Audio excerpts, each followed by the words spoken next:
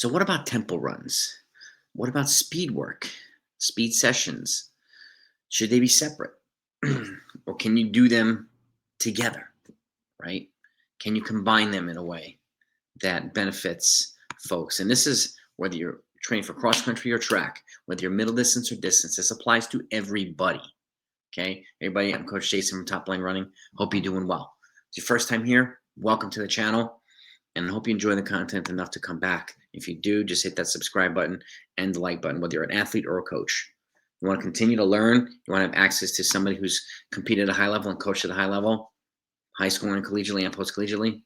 That's why I'm doing this. Okay, and I thank you so much for your support. We're going to try to drive this channel to 10,000 subscribers as soon as possible, hopefully by 2026. So your support really means the world. It's a great blessing. But now, again, I get asked a lot of questions by athletes and even coaches. How do I do these things, right? How should they be tempos one day? Should I do multiple tempos in a week, multiple speed sessions in a week? All important questions, all valid questions. What I found to be helpful is to have a balanced training approach, a balanced training plan, and be consistent with it, right? You can do tempo runs, which is initial VO2 max development, like threshold workouts, initial VO2 max development. Then you have a VO2 max specific, which is more 3K pace and 5K pace stuff.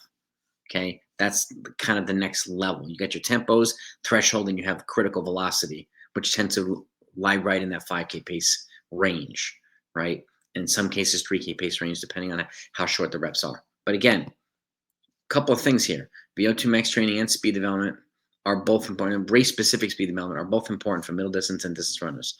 As you get fitter, you can combine them together in various ways. Okay, and again, this is an area where middle distance and distance runners can benefit from working together to address potential strengths and weaknesses in either group. Okay, this group might be stronger than in this area. This group might be stronger in that area. Now it's time to combine them sometimes in a way that might not be applicable. You might have middle distance runners who are training with the distance folks in cross country because they're all training for the same distance, right? Which is always a longer distance. And at some point, do things change? Do folks start to separate themselves and so on and so forth? Now, it doesn't happen to everybody, but more often than not, I found it to be a constant factor with this type of stuff. This is where I started to develop these types of sessions where you can incorporate both, whether it's cross country or track. Okay, and it teaches you a couple different things. It teaches you race specificity, teaches you how to accelerate mid-race, right? Teaches you how to respond to moves, because you also never know whether you're going to be a middle distance runner going up against distance runners in cross country or vice versa.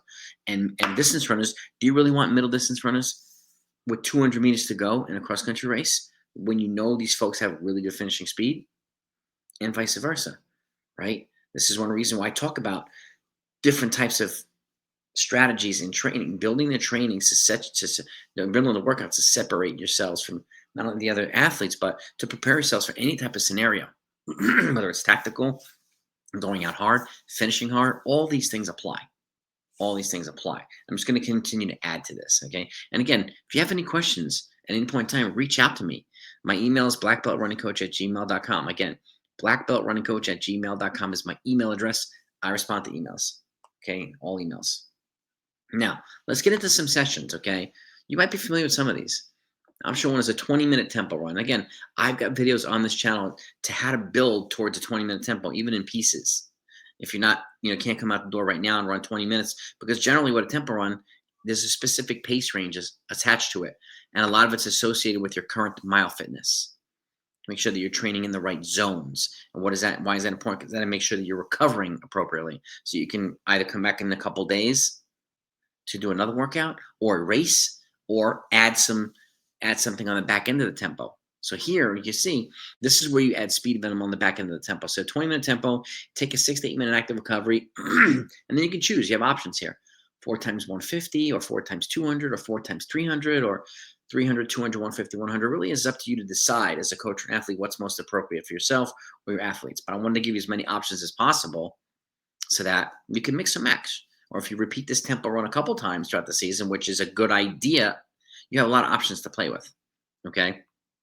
And then for the more collegiate-based or distance-based oriented, 25-minute tempo. Take that 6 to 8 minute recovery, and you do 5 times 150, or again, 4 times 200, or 4 times 300, or 300, 200, 150, 100. And essentially, you're going to basically jog, walk an equal distance after these. So if you run a 300, you jog 300. Okay, you do some 200s, you jog 200, and so on. That way you're recovering. But the point of having these things on the back end of the tempo run is to practice accelerating when you're fatigued, right? When you're tired, which is exactly when you're going to need to deploy this at the end of a race, whether it's track or cross country, right? Kicking on fatigued legs.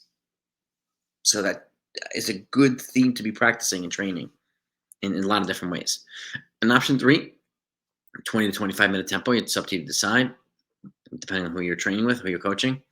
And same 6 to 8 minute recovery, or then you can do a 400, 300, 200, 100. Okay.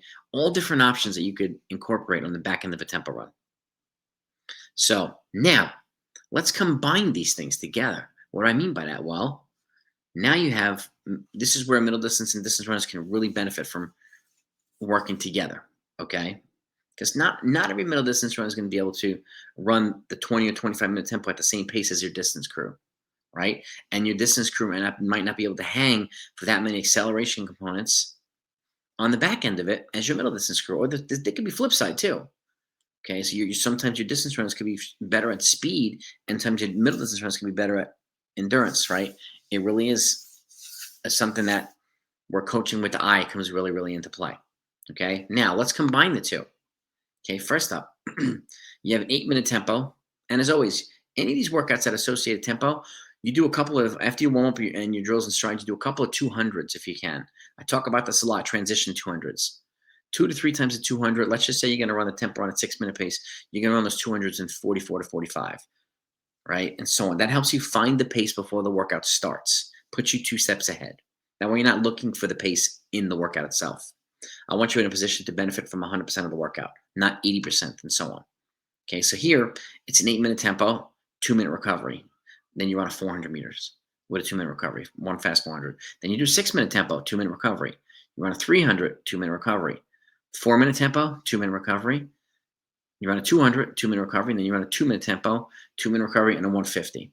Okay, now you break it up into pieces, but you add the 8, 6, and the 4, 2. There's your 20 minutes. But now it's broken up into 4 pieces to make it easier for both sides to work together, right? And there's enough rest in between the tempo components and the rep itself to get back and lock in. And the tempo component's going to feel a heck of a lot easier after you accelerate for these shorter reps. Okay, so that's workout 1. Well, workout 4, I should say. 5. Now we got the 25-minute broken up into pieces. So you have 10-minute tempo, rest 2. Then you run a 500. Then you run a 730 tempo, rest 2, run a 400. Okay, and then you run a 5-minute tempo, rest 2, run a 300. And then you run a 230 tempo, rest 2, and then you run a 200. So you broke it, you have it in pieces, and you have 25 minutes broken up into 4 pieces, and then you have a 5, 4, 3, and a 2. Okay, and again, these 5, 4, 3, 2, you can put in workout 4, and you could put the 4, 3, 2, and the 150 in workout 5. You have options to play with, right? It really is up to you to decide what you want to do. Variety is always good. Okay, now that's workout 4 and workout 5. Now I'm going to give you a couple hybrids. This is where I incorporate a little bit of an abbreviated tempo with a little bit more race specific stuff on the back end. You'll see exactly what I mean in the third slide. Okay, the first one is a 15-minute tempo. Excuse me, take a 5-minute recovery. And then you're going to run an 800, 600, 400, and 300. Okay, this is a workout that I've talked about quite a bit. You take a 3-minute recovery after each rep. You run the 800, let's just say at 3K to mile pace. You run the 600 at mile pace. You try to run the 400 as mile to 800 meter pace. You run a 300 to 800 meter pace if you can. But you're doing it now. Now you're doing it on a little bit of fatigued legs because you run a tempo, but an abbreviated tempo. Okay, so you get your VO2 max component there. You take a 5-minute recovery, and then you're going to do some race specific stuff on the back end without any tempo rep in between. Okay, now next up, this is an interesting one. Okay, and I'm going to talk about this after I pull the slide off. Now you do an 800 tempo to rest 2 minutes. Then you do the 800 at 3K pace, rest 3 minutes. 600 tempo, rest 2 minutes. You try to run the 600 tempo. The 600 at mile pace, rest 3 minutes. Your 400 tempo, rest 2 minutes. Then you run a 400 at about mile to 800 meter pace, rest 3 minutes. Then you do a 300 tempo, rest 2 minutes, and then you do a 300, 800 meter pace. Okay. Now You're doing those kind of the same thing as above the 8, 6, 4, and a 3, right? But you're doing a tempo rep before each rep. Okay, not way before everything. You're squeezing the tempo run before the rep each segment. Okay, you're gonna run each rep on a slightly fatigued leg, but the tempo run's not long enough to really zap your legs out. But I want you to be able to run that workout on a little bit of fatigued legs. So this is another good variation of this workout. And lastly, you do a 1600-meter tempo, then a 1600. Then you do, and let's just say it's a 5K pace. 1200 tempo, 1200-meter rep, 5K to 3K pace. 800-meter tempo, then you do an 800-meter rep as close to mile pace as you can. Then you do a 400-meter tempo, then you run a 400 as close to 800-meter pace as you can. Now, you've seen the 1600, 1200, 800, 400 before. It's called the Michigan. But traditionally, let me pull this off. Traditionally, the Michigan workout is you run the rep first and then the tempo afterward. Okay. But the difference here is with that Michigan is every tempo rep is a mile long. Okay. Which is an aggressive workout. You have to build towards that. I'm flipping it around. I'm putting a tempo run in front of the rep, but I'm shortening it as the reps go on. So you're running each rep on fatigued legs, but it's going to be no less effective as the Michigan. That's the other way around. Okay, so this is another option that you can do. And I've done these workouts with athletes with success. Okay, I wouldn't be putting them on the screen if I've never utilized these before. Okay, so all these workouts I've incorporated. And again, this gives you lots of different options. So if you're thinking of workouts for middle distance and distance, if you're high school, college, doesn't matter. This gives you some options. You're training at multiple paces. You're also adding VO2 max, either in the beginning of it or throughout it. Okay, you're still continuing to build your fitness. You're still continuing to build your race sharpness, right? And again, if you can attack these race reps where your legs are fatigued. It's going to simulate a race as much as possible, right? It's really going to put you in a position to strategically attack a race. So if anybody, and again, anybody has any questions about this, send me an email, please. And if you enjoyed this, please hit that thumbs up, okay? But here's some workouts. You don't have to essentially do just a tempo one day or just speed one day. Okay, you can combine them in a way, but again, let your fitness dictate how ready you are to do these types of things. Everything's got to be a gradual progression, no matter what you're training for. It's got to be a gradual progression. Okay, if you're increasing volume, you got to gradually adapt to that. If you're decreasing volume, you got to gradually adapt to that. The body needs time to adapt to any changes in training in order for you to benefit fully from it. Same thing applies to this. But again, this is also why I'm a proponent of speed development all year round. Deployed differently, but it makes it easier to transition into workouts like this, right? And you combine that with long runs, you combine that with VO2 max. That's why I start building your tempo runs and your VO2 max stuff the second month of the summer, heading into cross country. And then I add speed development on that as well. And that way you're ready to rock and roll come cross country. You're ready to race when cross country starts without having done too much work. Okay, more isn't always better. Having a balance, I found it tends to be more effective. Okay, so again, have a great season. If you're approaching championship season right now, best of luck to you. I talked about peaking recently as well, and if you haven't seen that, I've got a video on this as well, kind of how to effectively deploy a taper. So have a great season, gang. Talk to you next time.